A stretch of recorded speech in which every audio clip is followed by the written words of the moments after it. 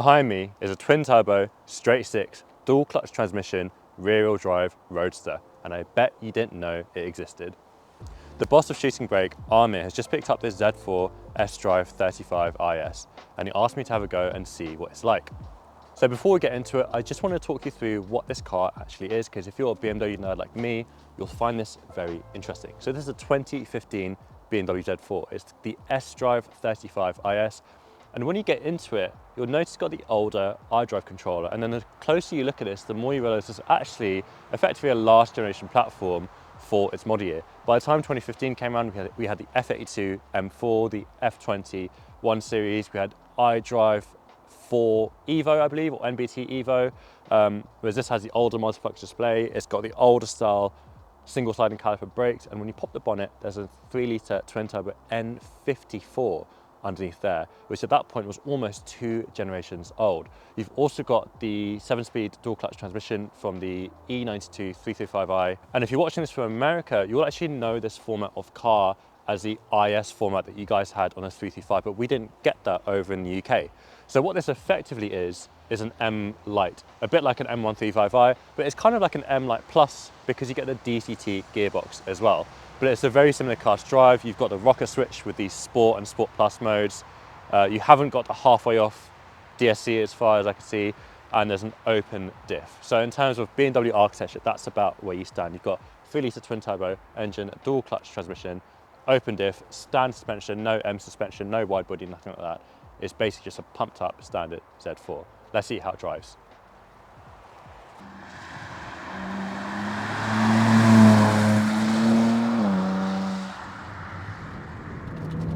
So let's just run through what this car actually is. This is a 2015 BMW E89 Z4 sDrive 35 IS, which is quite the mouthful. And it's based on the E90 335i. If you're in America, we could be even more specific because it's actually based on the E90 335 IS, which we didn't get in the UK. And it's a bit of an anachronism for its year because with it being in 2015, it's got the same model year, something like an F82 M4, F10 M5, or F20 M135i. And yet we've got the old style iDrive in here with the old style multifunction display between the speedo and the rev counter. And then when you pop the bonnet, you've got an absolute dinosaur underneath there, which is the N54 3-litre twin turbo straight six, which was BMW's first attempt at turbocharging in a modern day road car. And I'll tell you what, this engine sounds absolutely fantastic. This one's got quite a fruity exhaust on it, which I'm told the owner doesn't like, but it does liberate that fantastic N54 noise.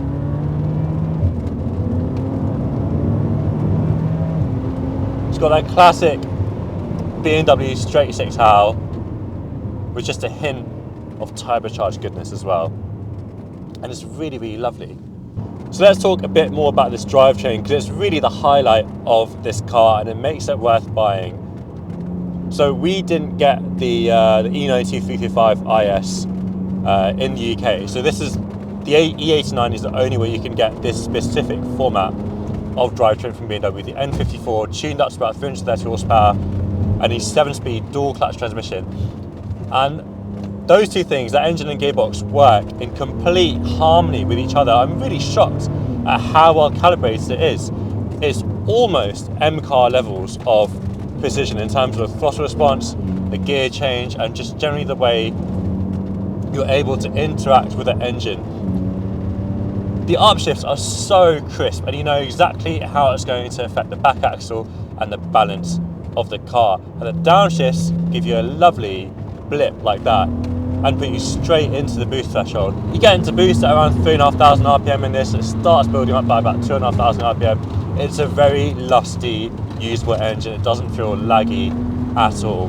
On top of that, the gearing in this is absolutely fantastic. You can sit at 70 miles an hour in 7th gear at under 2,500 revs.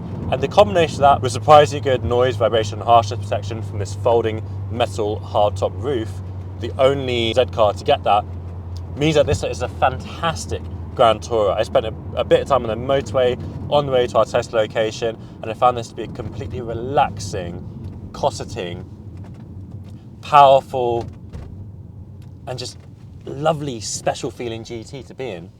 And that's really what the Z4 was all about. It's providing the usual kind of trims you'd expect in a 3 Series, but in a far more special feeling package, and the E89 really does pull it off. But BMW did still market this as a sports car, so what's it actually like down a B road? Well, when I first got into this, I found it a little bit intimidating just from the way you sit in it. You're very far back, got a very long body stretching ahead of you, and you've got that left box windscreen, which I mentioned earlier. And as a result, initially it's a bit difficult to figure out where that front axle is and to figure out how to place the car, compared to a 3 Series where you instantly get into it and know exactly where all 4 wheels are and how to get into a corner. But with a bit of acclimatization, you learn to trust that front axle. There's not a huge amount of feel because it's electromechanical steering, but you learn to trust it. You realise where the limits of the car is. You realise it's actually a hugely capable car. You're able to carry so much speed, and it's a very tractive chassis. There's a huge amount of grip on offer from that rear axle. I think it really helps that you're sitting quite far back over the rear axle. There's a lot of weight onto it. And despite the fact that it's only got an open diff with quite a lot of power to deal with in quite tricky conditions here, there's no traction issues whatsoever, even coming out of corners at full throttle. That makes for a very impressive package. Up to about 8/10, you can actually drive this like an M car, to be honest. Not quite the same cornering limits. I think E9 lower control arms would give it a bit more tan and a bit more front camber. But by and large, you know, day to day, it does give you that level of performance and precision and choice in a corner. And that's hugely impressive because personally I found that after kind of the E36, E34 generation, the non-M BMW stopped giving you that level of adjustability and choice in a corner. They didn't feel that adjustable, they didn't feel that precise, they felt more set up for cruising, and they saved that kind of chassis magic for the M cars. In short, there's enough performance on offer for you to have fun in. It's not a 10/10 car, it's not going to rival a Boxster S. Unfortunately, I don't think it was ever designed to, but I'd put it at the same level as something like a SLK 55 AMG, which is still a very decent performance car. And what you do get over the Boxster S is fantastic practicality, refinement, and that general GT nature, whereas the Boxster is a bit more of a busy car. You do get a little bit more of a compromise from it being a sports car. And you also just get the power from this powertrain, and it really is such a potent car. I mean, this is second gear, 3,000 RPM, and once it wakes up, third gear is even quicker. It might even be torque limited in second gear, who knows? Or maybe it's just a little bit traction limited. You can take these cars pretty far with a XHP gearbox map and a stage 1 engine tune. I imagine with those mods, this car would be absolutely transformed, and the performance would probably kind of start to hit M car levels, and with an LSD and E9 low control arms, I'd imagine you'd have an entirely different car on your hands. The interior is very special, much like the last gen Z4. You've got these twin cowled, very classical looking dials, really, really nice clear script, very precise thin needles, and it's a real joy to watch that rev counter bounce around so quickly on those upshifts and downshifts. It really accentuates the crisp nature of those shifts when you watch that rev counter flick up and down. And on top of that, this car has an oil temperature gauge, just like a proper M car, which is really nice to see. So overall, pretty surprised with this car, to be honest. I didn't have the highest of expectations for it. I, in the past, have not really liked M-Light BMWs, and I haven't really liked Z4s. I found them tricky on the limit and not really all that well resolved as a sports car. But this took pretty much all those criticisms and allayed them with genuine competence. So that's a genuine level of competence within its use case, which is a sporting GT that gives you enough performance to have fun with down a back road. I think for that, it's an absolutely brilliant car. It would make a brilliant daily driver, or as a weekend car that you actually use for road trips, to put your luggage in the back and actually go somewhere. The powertrain's a real highlight. It feels extremely special. The car has the right amount of power and torque for the grip available. It doesn't feel skittish on the limit. It doesn't feel undercooked.